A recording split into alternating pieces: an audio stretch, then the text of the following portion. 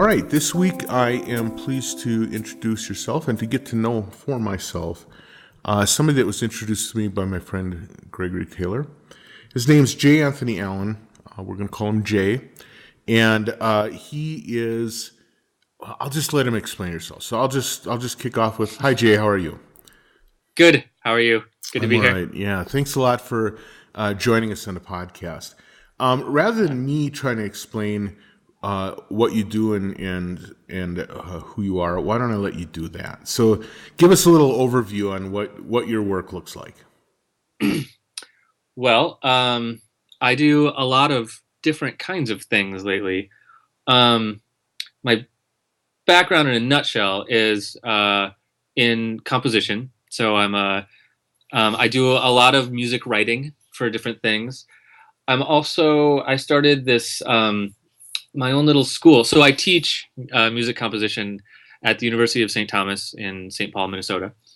But I also started my own little school called Slam Academy, where we teach more, I don't know, the term that gets used a lot is commercial music, which I don't really like, but more popular styles of music. In electronic music. So we teach DJing, production, sound design, a lot of Ableton Live, that kind of stuff. I also do a lot of freelance, just online teaching on my own, and through Slam Academy, but also just on my own. And I guess the last thing that's a major part of my plate right now is I have this other company that I'm involved in called Ion Concert Media that does a lot of developing new ways for concert music to use video in live performances on kind of the orchestra kind of scale. Right. Wow. Interesting. You sound like you have a full plate. Yeah, I like to keep busy. I hear that. That's cool. So, one of the things I like doing in my podcast is talking to people about how they got where they are. And I find it especially interesting with educators to find out what it is in your background that not only gave you the skills to be able to, to be skilled enough at something to be able to teach it, but also sort of the passion necessary to be an effective educator. What'd your background look like, and how'd you get to be the artist / educator that you are? Well, I think when it comes to being an educator, I could really narrow it down to the people that were really inspiring me. I think that probably goes for both as an artist and an educator. The music I write is, like most artists, is influenced by the people that have inspired me as composers or producers or artists. But also, I think I got into teaching because I had some very exceptional and inspiring teachers that, while I was taking either lessons or classes or whatever with them, I kind of saw myself as, getting into the shoes that they're in and thinking, that's the kind of job I want, but also kind of the person I want to be in a way. So I think that's how I got into education. Is I had a couple teachers, kind of a lot of teachers actually along the way. I was very lucky in the teachers I had that were just really inspiring. So where were some of these teachers located? Are we talking about like junior high and high school, or are we talking in university? Where did you find the people that, because what you're talking about is you found people whose lives you wanted to model, right? Kind of, yeah. At least for starters. Yeah, where did you find them? I can think of a few high school teachers, two in particular, that were particularly inspiring. One especially, my music teacher in high school, obviously. But even in those cases, I don't think either of them, I think I was probably too young to say, I want to be a teacher because you are a good teacher. But my music teacher definitely inspired me to become a musician and take music seriously.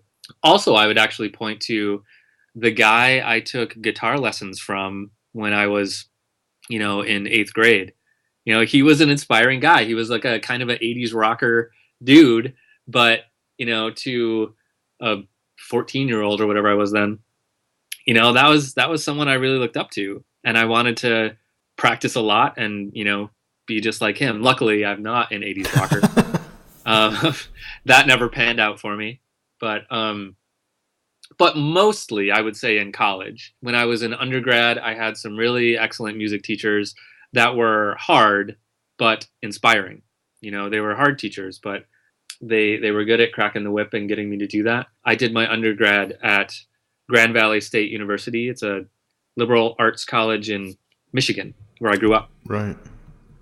And then I did grad school at Peabody Conservatory and then at the University of Minnesota. And in both those places, I had some teachers that I found to be really inspiring, and some that weren't, to be honest, which is, I think, actually also maybe one of the things that not drove me, but influenced the way I teach, definitely, is the bad teachers I had, the teachers that I didn't think were very good. And I picked up the things that they did that I thought were not effective, and I've incorporated that into my teaching to be sure I don't do that. Right. The concept of anti-patterns, right? Yes, exactly. Yeah, that's cool. So your music education in college, what was actually your area of study? When I was an undergrad, I have a bachelor's in music with guitar performance. So classical guitar, basically. Yeah.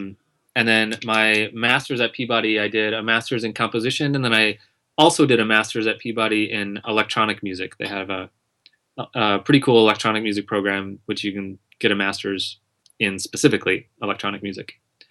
And then at the University of Minnesota, I was a PhD in composition. I didn't realize that Peabody had an electronic music master's degree. What kind of things did you? What did that look like? I'm curious. It's a program that's been around for a long time. Actually, it was one of the early, not the earliest, obviously, but one of the earlier electronic music programs at a conservatory. They have a couple studios. It was a lot of Macs. It was a lot of synthesis programming, a good amount of code. If you know Ichiro Fujinaga, yeah, is that name ring a bell? Yes, yeah, yes. He's now at McGill. He was there when I was there. He was at Peabody. Interesting. Okay. Yeah. And McGregor Boyle is the more composition teacher who's there in the electronic music side. So it was a good environment. It was a smaller studio. They had, and I don't know if they still do it this way, but they had kind of this 3-track thing where you could do electronic music performance was a master's, and electronic music composition, which is what I did. And then I think the third one was a research focus thing. So I was doing, obviously, the composition route. But. Right. So what is it about composition that caught your fancy? Because, you started off being influenced by guitarists, and I mean, that's sort of my story. You had an 80s rocker, I had a 70s folk rocker, right? Right. But nevertheless, you get influenced by, to be a guitar kind of performance person. And then at some point you decide to take a turn, and now you're more focused on composition than playing. What was the thing that brought you there? What was the thing that took you there?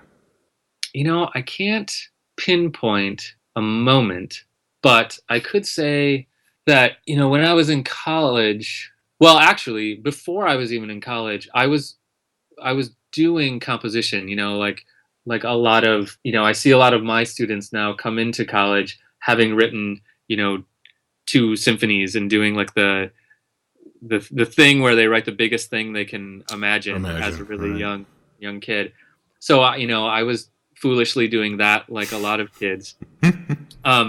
And I had written in high school, I was playing jazz and stuff, and I had written a couple jazz charts for me and my friends that in hindsight, I'm sure they were no good, but they were fun. And so I was really into composition ever since I was younger, and I'm not exactly sure where I got the bug to do it, other than I just felt like it was something that people did. Right. So like there were people that wrote music, and as soon as I kind of learned that, I wanted to try to write some and see if I could do it.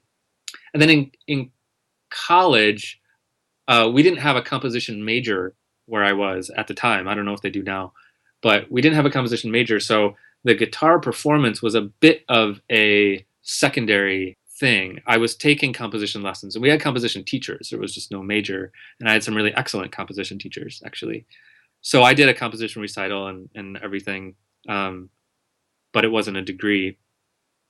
And I think maybe one of the things was when I was in college, I was playing in a rock band, a college rock band, and we were doing pretty good. We were playing a lot of shows and doing some Midwest stuff. But at some point, there was just kind of a artistic ennui of the music I was playing. That's a weird phrase I don't think I've ever said before, but I was just kind of bored and I liked playing in rock bands. It was fun. But there was something that I just needed to do something more musical, I think, or something like that. And then, that was shortly before I shipped off for grad school. So that's really interesting you say it that way, because I know for myself, there was a point, this idea of sort of like a musical ennui really rings a bell for me, because for me, I was trying to write like alt pop talk songs and stuff like that, right? And then all of a sudden one day I was like, I'm done with it. I don't ever want to hear it nor do it ever again. And I just sort of packed up my pencils and paper and just went a different way. I got that way with the guitar, the entire instrument of the guitar. Yeah, no, I'm serious. There was probably about 2 or 3 years where I didn't want to hear any music with the guitar. I didn't want to pick one up. I was just sick of it. I was just tired of hearing the guitar and all this music. And I just thought, why can't we be more creative than putting guitar even in pop songs? There are so slapping it on everything, right? Yeah, I hear you. Yeah. So I didn't want to have anything to do with it, and I think probably a bit of a snob about it. But that was after I had kind of fallen in love with all the electronic stuff, which came, so I was into composition and everything, but really in kind of the chamber music setting. And then at some point I got turned on to a couple albums where I was like, that's it. Electronic is where it's at. And then I kind of leveled off and doing some of both. But, so what were those albums? There were 2. And with this, I can think of this specific thing that happened. These 2 albums that I picked up that I just thought, oh my God, that's just, I could never do anything like that. It was just really mind blowing. One of them, and I think I picked them up in the same run to the music store.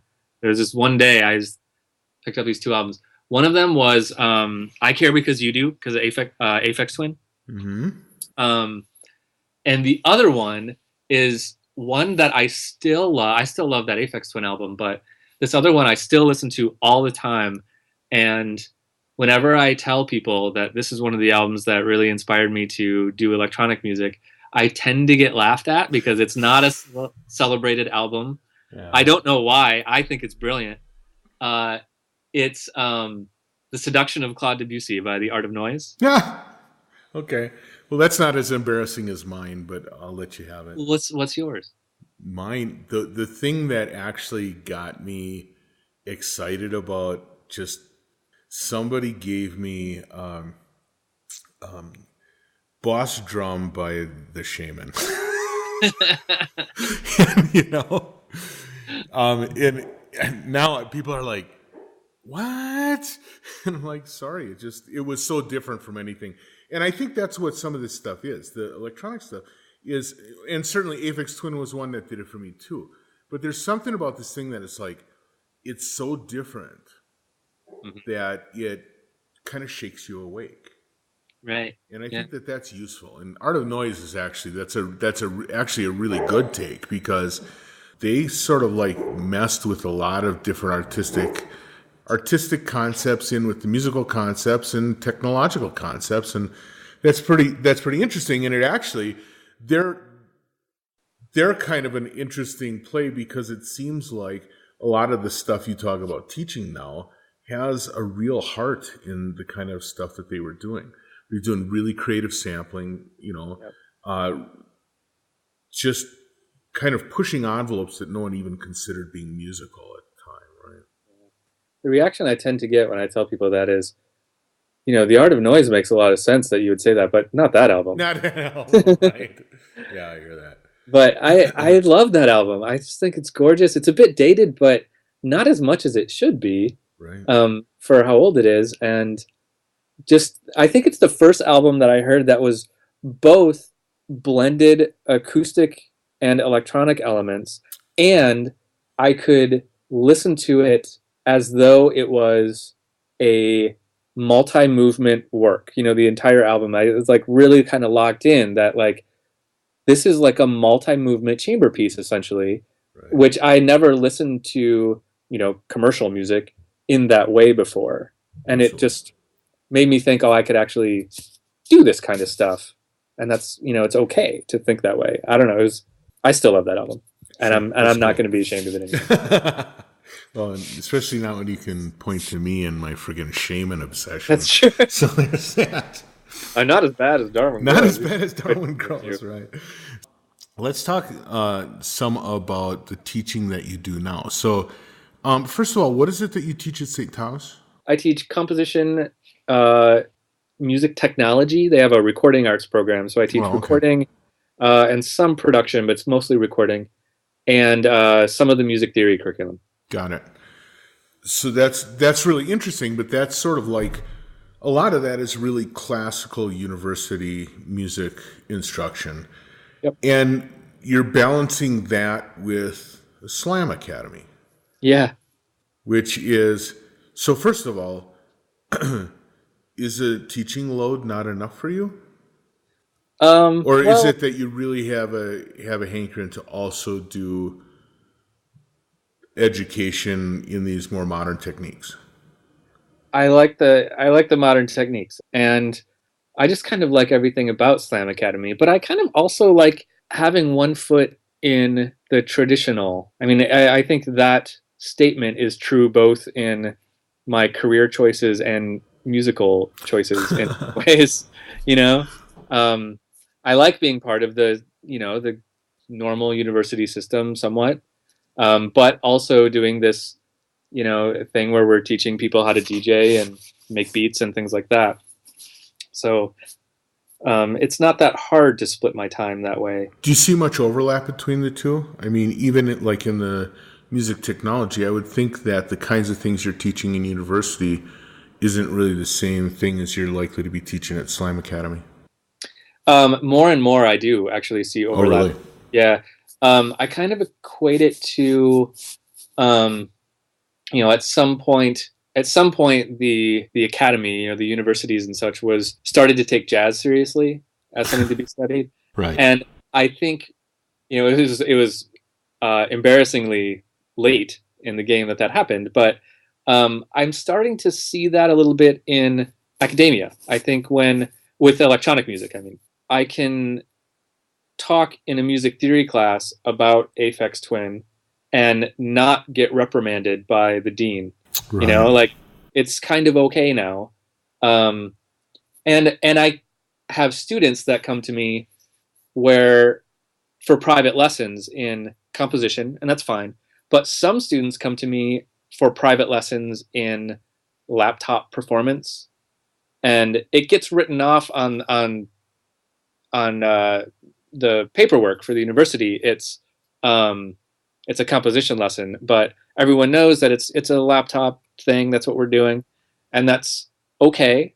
I do now at the university have you can sign up for lessons under the kind of course name of composition lessons or something else, and it's weird, but I think it's something like electronic music production. It's weirder than that, but that's basically. So students come to me at the university to take lessons in, like synthesis and making beats and stuff like that. And that's okay. It's not going to be a required class for anything, but as an elective, they can do it, and it's allowed. Sure. So there's some overlap growing, I think, out of that. And what do you see as sort of the bleeding edge? So I assume you would see this either through your private lessons or your work at Slam Academy. What are the things that students are drawing you towards and saying, I got to know more about this? Hmm. Hmm. That's a good question. Or do they come to you expecting you're going to tell them? No, well, there's some of that, but it's much more interesting when they're telling me what's cool. What I'm mostly looking for when students are telling me what they're into is artists, because so that I can keep up with what I actually keep a list of every band or artist that a student mentions. And so whenever I have time, I just work through my list, listening to whatever they're giving me.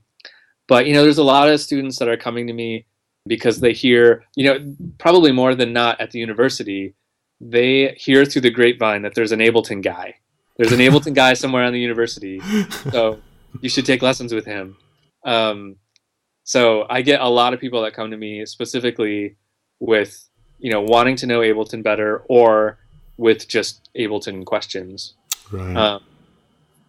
And that's cool, and I like that. So I think that's probably a lot of what they're coming with is Ableton, and then a lot of the sounds I'm hearing out of my students is that kind of new funk thing that's happening. I'm hearing a lot of that coming out of students, which is fun. I dig it, and it requires a sufficient dose of music theory to really get right. So there's a Right. lot.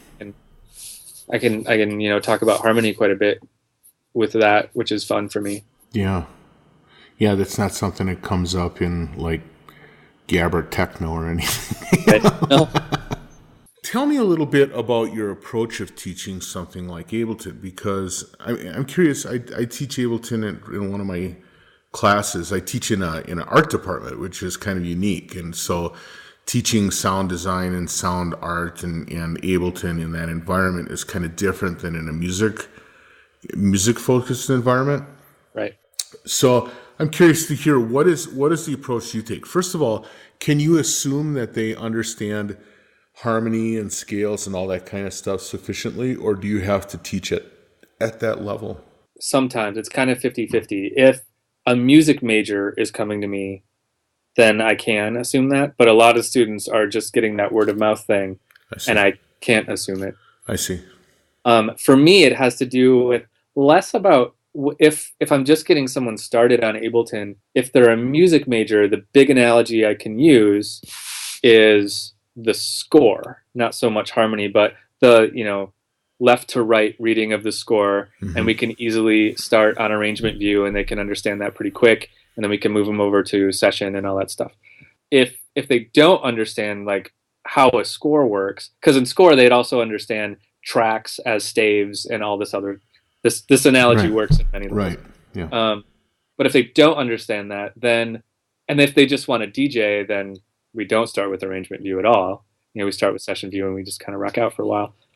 So yeah, I can't really assume either, what the background is that they're coming to me at the university. I can a little bit better at Slam. I can assume their background that they don't have a background reading Right. music. They're enthusiastic about music, but not necessarily knowledgeable about theory. Right. Yes. Yeah.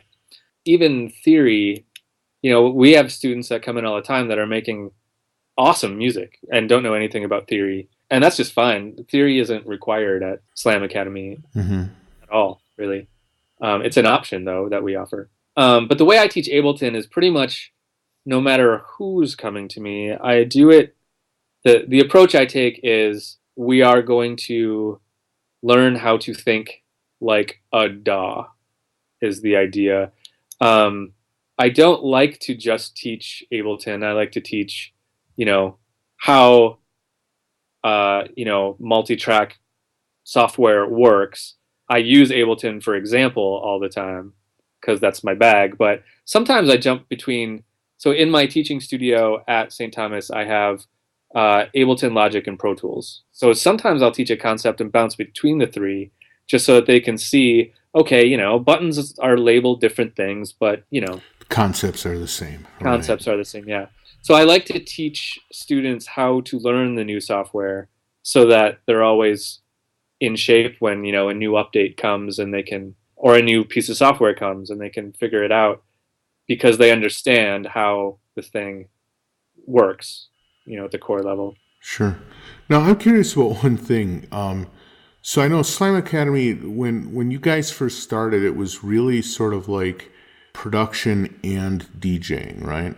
But it Yep. seems like more and more DJing is kind of becoming like an extended technique of production and not actually a thing of its own.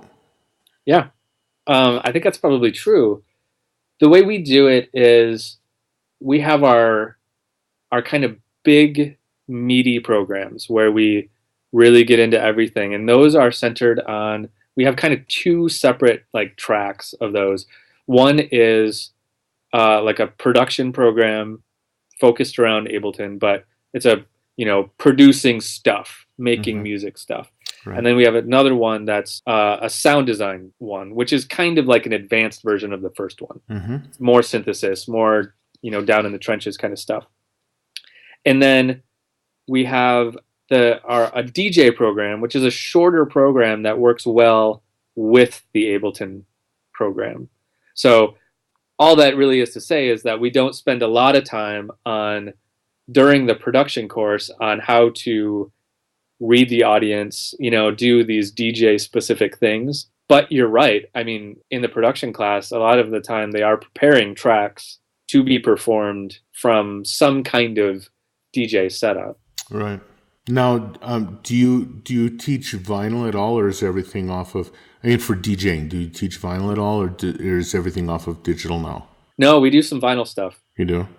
Yep. I don't actually teach the DJing class, but the guy who does is an awesome DJ in town named Leon J. He teaches most of the DJ class, and he starts the class with, I think the first 2 weeks, I think, are vinyl. Okay. Not expecting students to adopt vinyl or master, beat matching on vinyl or anything like that, but to use it as kind of the template to understand how some of the more modern tools work. Right. So, but we do have a set of tables set up, and kids come in all the time and just want to rock out on vinyl. So it's fun. That's fun. Cool. I like doing it too. Do you keep like a crate of great yeah, of great vinyl for people to mess with? Yeah, we have a few crates. Okay. That's around it. That's cool. So now you talk about a little bit about performance for yourself. What do your performances look like? Well, right now I'm kind of on a little bit of a hiatus with performing. I haven't done a lot of performing in a while. I did a big thing for many years. Kind of my bag was this, like a data glove thing. Okay. Yeah. Right. So I was doing. See, it's funny because when I say that to you, you're like, okay, but other people are like, that's just the weirdest thing in the world. I've never heard of that. It's funny. But yeah, I was doing a data glove thing for a long time. I did a lot of shows in that. I even played in like a rock band doing the data glove thing a couple years ago for a little while. But I kind of got tired of it. It was a lot of stress. It was a lot of programming and hardware upkeep, and I just didn't feel flexible enough on them. So I kind of put that aside for a while just to focus on writing. And I'm starting to think about performing again. I've done a couple laptop performances with APCs, similar, APCs, launch pads, and similar stuff. But I'm starting to think about a performance again. I actually just bought, like a month ago, bought a new electric guitar, which I haven't bought an electric guitar in 15 years. That was the last time I bought an electric guitar. And I still have it. It's great. It's a Strat. It's a great guitar. I just bought a crazy 10-string guitar and devised a weird tuning method for it. I'm not exactly sure why. I think I want to have it in a set somehow. But I don't want to like just play guitar. I wanted to do something weirder. And so I kind of had these ideas for playing guitar in this very different kind of way. So I found this, kind of custom shop that would make this thing that I wanted. And it's incredibly difficult to play. Was some of it that you were trying to get out of like the licks and stuff that you would naturally play when you picked up the instrument? Yes, absolutely. That is a huge part of it. Yeah. That's why I tuned it different. Right. and went for something that was more than 6 strings. And Mm-hmm. a lot of it was thinking about the jazz stuff that I've been into for a long time. I'm still into some of the jazz guitar players, particularly the people that are a little out of the box, like Charlie Hunter is this guy. Do you know him? I've heard of him. I heard of him from actually another person I did an interview with. They were pointing at him as an amazing cat. He does this like 8-string guitar thing that's really cool, and even without the 8 strings, just his choice of notes. I'm sure if he was even on a 6 string, it would be really interesting playing. But he does this cool kind of 8 string thing, and I've always kind of been into that. So I thought I'd take a stab at it. It's going to be a long time before I go any this crazy 10 string guitar, but I try to devote some time to practicing it every day, and we'll see where it goes. Mm. So you're based out of Minneapolis, which is it's soon to be my home, or I will soon be moving there. Yeah, I'm going to be moving June 1st. I'm going to be moving up in that area. So we'll have to get you down to do some stuff at Slam Academy then. I think that'd be fun. That'd be a hoot. If nothing else, just to see what you guys are doing, that'll be great. But tell me a little bit. So I'm obviously curious. What's the scene like for music in Minneapolis right now?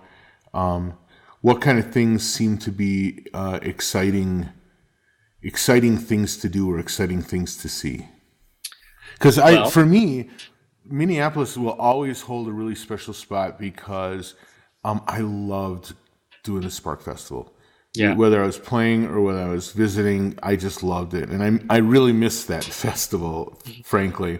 Well, you were actually involved in it, I understand. Yeah. Right? I was kind of the number 2 of the Spark Festival. So Spark was started by Doug Gears, who was my teacher at the at the University of Minnesota. So I believe he started it. And then the first year it was, kind of a really small thing. And then the second year is when I showed up. And then the third year is when I was like actively involved helping Doug. And then, and then we kind of built it up into a big, awesome thing. It was amazing. Yeah.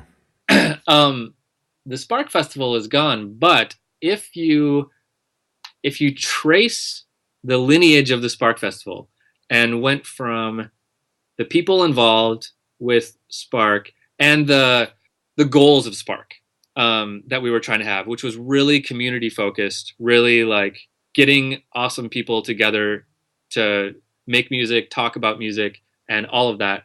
What happened to Spark after it ended still exists, because you can trace the lineage of Spark to Slam Academy.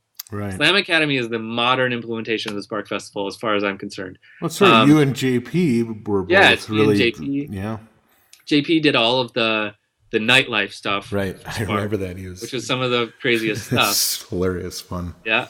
And the idea of, community and putting people together to make the same thing happen, it's still how we run Slam Academy. It is still under that exact same philosophy. So we really see Slam Academy as the modern, well, not the modern, but the current implementation of the Spark Festival. We don't have our own festival yet, right? But maybe someday we will. So what other stuff is happening in town right now? What seems to be hot? What's going on in Minneapolis that I need to make sure I'm aware of? Well, how do you feel about Prince? He's a big deal here, So I've heard. Well, there's a lot of cool stuff. I mean, I love the scene here. I mean, when I moved here to go to school, I had no intention of staying, but I kind of fell in love with the city. That seems to happen a lot. I've met a lot of people. That's one of the things when we were looking at moving and moving back to the Midwest. I was like, so often I've run into people either who never meant to stay in Minneapolis and did, or had to leave Minneapolis and miss it. Yeah. Except for the cold. Well, yeah, it's cold. I mean, but everyone's going to tell you that, but it takes you, a month to get over it. You Right. know, then you're like, okay, yeah, it's cold. You Yeah. know, like I gotta get warmer. Um, it's not, you know, it's not gonna kill you Right. unless Unless it does. unless it does. Unless you're really into like running around the streets naked in January, then you might regret that. But um, no, I think the thing for me and for a lot of people like me that is so attractive about Minneapolis is, in general, the support for the arts here. And it's not just, the galleries and the venues, although there's a lot of those. There's a lot of people making art here, but there's also just this incredible support for it. There's a lot of foundations that are helping artists in terms of money mostly. So, there's opportunities to find some money for projects. There's a lot of opportunities to find money for projects. We have this incredible state-sponsored grant program that gives a lot of tax dollars to artists. That's one of the biggest things that's happened in the last couple of years. We have a state arts board. There's a lot of nonprofits doing stuff. So there's just an incredible amount of support for the artist community in all arts, in music, and in music, it's the home of the American Composers Forum. In It's one of the biggest. There's some statistic that people say about theater, like it's the most theaters of any city in the United States per capita, aside from New York, Oh, wow. or something like that. I mean, there's a lot of theaters. That's cool.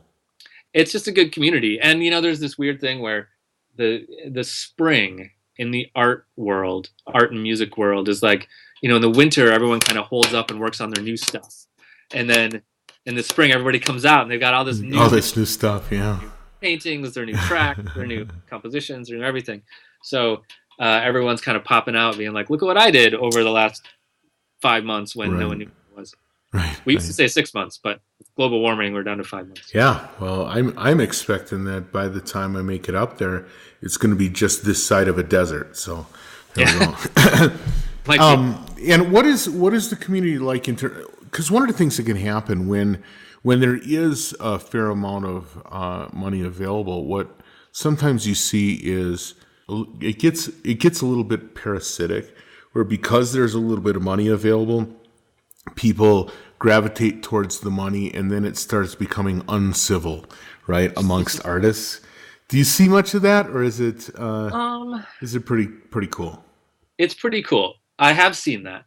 There's a thing that I've noticed that can happen on occasion amongst composers that I call the composer Cold War, where on occasion you might apply for there's like one big composer grant happening, and we all apply for it. And no, you don't talk about it. You don't talk about what what your strategy was in your application this year and things like that. It doesn't happen too much, but sometimes there's a little bit of that. Like, did you apply? Yeah, I applied. Okay, let's not talk about that. But in the most part, it's not a competitive scene. It's a supportive scene. It's a community. I haven't felt the kind of competitiveness that I've felt in other scenes. Of course, I was a lot younger when I was in the other scenes, but no, that parasitic element doesn't creep in very much. At least not in my world. That's great. So then one last question for you before I let you go, which is, I mean, this is going to be a total left turn from everything we've talked about to this point, but everything we've talked about to this point has been related to being a musician and an educator. But there's one other thing that it seems like you actually have to do is given the combination of things you're doing, there's at least a certain element of businessmen that has to creep into it, right? Yeah. How is that work? How does that fit into your like self-image? Is it a necessary evil? Is it something that just came natural? Is it something you don't think about? Is it something you have someone else handle for you? How does that work? Because, frankly, a lot of people would look at what you're doing saying, boy, that's a life I would like to live. I mean, you talk about how people modeled for you. It seems like you're modeling a very contemporary version of what a composing artist would look like, right? Yeah. But there is a business aspect to it. How do you deal with that? It's a bit of a love-hate relationship. There are parts of it I like and there are parts of it I don't. More and more, I think I enjoy a lot of it. I enjoy a lot of the business stuff. And there's like the part of my brain that gets excited when I like have like a really good performance of like a string quartet. Like I feel this gratification. That same part of my brain kind of goes off when we hit some kind of milestone at Slam Academy or at one of my other companies. There's a certain artistic reward that I feel from doing that. So I don't think the business side of it is actually close. It's kind of an art in a way. And I don't know enough about business to explain that further, other than I get a similar satisfaction out of the business side of it that I do as an artist. It's very interesting and probably pretty useful.